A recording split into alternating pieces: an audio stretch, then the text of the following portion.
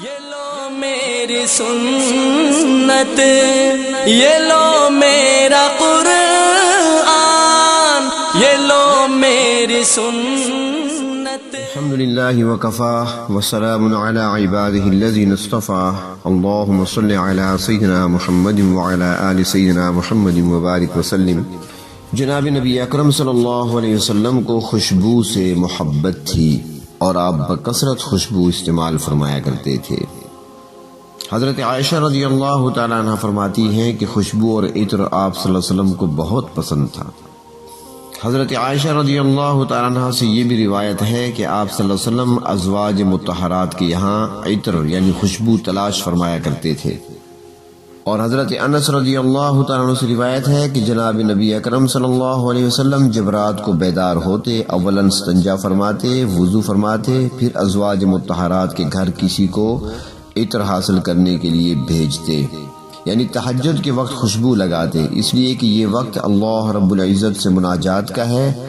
اور حضرات ملائکہ کی حضوری کا، اس لیے جناب حضور اکرم صلی اللہ علیہ وسلم اہتمام سے خوشبو لگاتے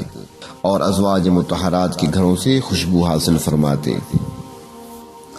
بخاری شریف جلد اول میں ہے حضرت سلمان فارسی رضی اللہ تعالی عنہ سے روایت کہ جناب نبی اکرم صلی اللہ علیہ وسلم نے فرمایا، جو شخص جمعہ کے دن غسل کرے اور اچھی طرح طہارت حاصل کرے، تیل لگائے اور خوشبو یعنی عطر لگائے، پھر نکلے اور دو آدمیوں کے درمیان پھاندے نہیں، یعنی جامع مسجد میں جب آئے تو وہاں پر لوگ بیٹھے ہوں تو ان کے اوپر سے پھاندتے ہوئے ان کو نہ گزرے، تو پھر جس مقدار میں چاہے نماز پڑھے یعنی نوافل ادا کر لے اگر وقت ہے تو، اور جب امام خطبہ دے تو خاموش ہو جائے اور خاموشی سے خطبہ سنے، تو فرمایا کہ جمعہ کے درمیان کے گناہوں کی مغفرت کر دی جاتی ہے، یعنی گزشتہ جمعے سے لے کر اس جمعہ تک۔ اور حضرت عبداللہ ابن عباس رضی اللہ تعالی عنہما فرماتی ہیں کہ جناب نبی اکرم صلی اللہ علیہ وسلم نے فرمایا، جمعہ کا دن مسلمانوں کے لیے عید کا دن ہے، جمعہ کا دن آئے تو غسل کرو، خوشبو لگاؤ اور مسواک کرو۔ جمعہ کے دن خوشبو اور عطر لگانا سنت ہے، اسی طرح عید و بقر عید کے موقعوں پر بھی عطر لگانا سنت ہے۔ حضرت عبداللہ ابن عباس رضی اللہ تعالی عنہما فرماتی ہیں کہ آپ صلی اللہ علیہ وسلم کو عود میں سب سے زیادہ پسندیدہ قماری تھا۔ قماری ہندوستان میں پیدا ہونے والی ایک قسم کی عود کا نام ہے۔ عود کی خوشبو آپ صلی اللہ علیہ وسلم زیادہ استعمال فرمایا کرتے تھے۔ حضرت عبداللہ ابن عمر رضی اللہ تعالی عنہما جب دھونی دیتے تو عود خالص کی اور کافور عود کے ساتھ ملا کر دھونی دیتے اور فرماتے تھے کہ اسی طرح رسول پاک صلی اللہ علیہ وسلم دھونی دیا کرتے تھے،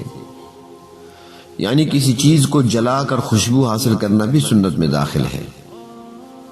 نسائی شریف میں ہے حضرت ابو موسیٰ اشعری رضی اللہ تعالیٰ عنہ فرماتی ہیں کہ جناب نبی اکرم صلی اللہ علیہ وسلم نے ارشاد فرمایا، جو عورت عطر لگائے اور لوگوں پر گزرے کہ لوگ اس کی خوشبو پائیں، فرمایا کہ وہ زانیہ ہے اور ہر آنکھ زناکار ہوگی، یعنی جو لوگوں کو خوشبو سے متوجہ کرنے کے لیے خوشبو لگاتی ہے، کیونکہ وہ خوشبو لوگوں کو دیکھنے کی طرف رغبت دلاتی ہے۔ اگر عورت گھر میں خوشبو لگائے تو وہ لگا سکتی ہے، کوئی ممانعت نہیں ہے۔ حضرت ابو عثمان رضی اللہ تعالی عنہ فرماتے ہیں کہ جناب نبی اکرم صلی اللہ علیہ وسلم نے فرمایا، جس شخص کو ریحان دیا جائے اس کو چاہے کہ لوٹائے نہیں، اس لیے کہ اس کی اصل جنت سے نکلی ہے۔ ریحان ہر خوشبو کو کہتے ہیں۔ مولا علی قاری رحمۃ اللہ علیہ فرماتے ہیں کہ جنت سے ہونے کا یہ مطلب نہیں کہ جنت سے یہ خوشبو نکلی ہے، بلکہ اس کی ابتدا اور اصل جنت سے ہے،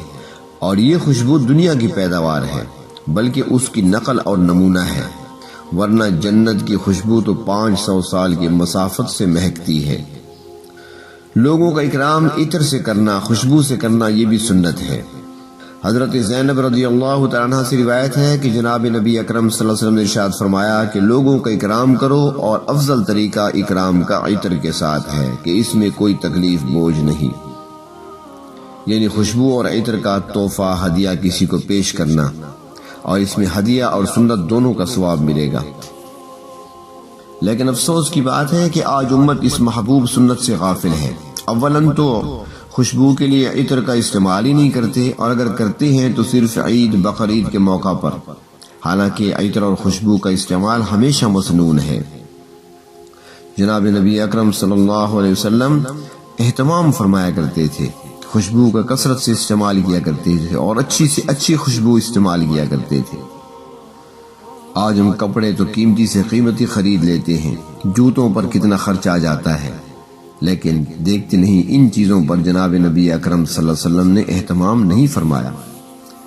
اور جس چیز کا آپ نے اہتمام فرمایا وہ ہم سے چھوٹ گئی۔ امام بخاری رحمۃ اللہ علیہ اس کی اہمیت کے پیش نظر عمدہ عطر، عمدہ خوشبو استعمال کرنے کے استحباب پر باب قائم فرمایا ہے، یعنی کہ مستحب ہے اچھی سے اچھی خوشبو استعمال کرنا۔ حضرت عائشہ رضی اللہ تعالیٰ عنہ فرماتی ہیں کہ جناب نبی اکرم صلی اللہ علیہ وسلم کو سب سے زیادہ مشک اور عود پسند تھا، آپ صلی اللہ علیہ وسلم استعمال فرمایا کرتے تھے۔ اللہ تبارک و تعالی ہمیں اپنے محبوب صلی اللہ علیہ وسلم کی ہر ادا اپنانے کی توفیق نصیب فرمائے۔ یہ لو میری سنت، یہ لو میرا قرآن، یہ لو میری سنت، یہ دکھلائے گی تم کو اب راہ جنت۔